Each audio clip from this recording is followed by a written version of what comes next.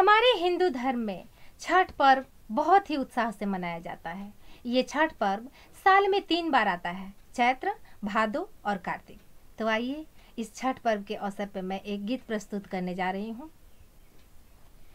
पेन्ही ना दीपक बाबू पियरिया, चली बहंगी उठाए, चली बहंगी उठाए। पेन्ही ना मनीष ऋषि बाबू पियरिया, दौरा घाटे पहुँचाए, चली बहंगी उठाए। पेन्ही ना मिथिलेश बाबू पियरिया, चली बहंगी उठाए, दौरा घाटे पहुँचाए। तीसरा पहर बीतल, बज गइल 4 बा, उगी है सूरज देवा, सबके इंतजार बा, उगी है सूरज देवा, सबके इंतजार बा। पेन्ही ना गुलशन बाबू पियरिया,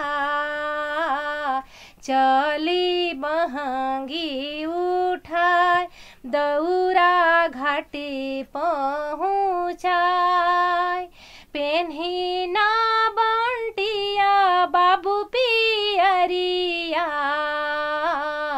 चली बहंगी उठाए, दौरा घाटे पहुँचाए। उठी उठी काहे रौरा आवतावे निनिया, उगी है आदित्य लेके लला की किरनिया, उगी है आदित्य लेके लला की किरनिया। पेन्ही ना पीरिंसा बाबू पियरिया, चली बहंगी उठाए, दौरा घाटे पहुँचाए। पेन्ही ना रंजित बाबू पियरिया, चली बहंगी उठाए, दौरा घाटे पहुँचाए।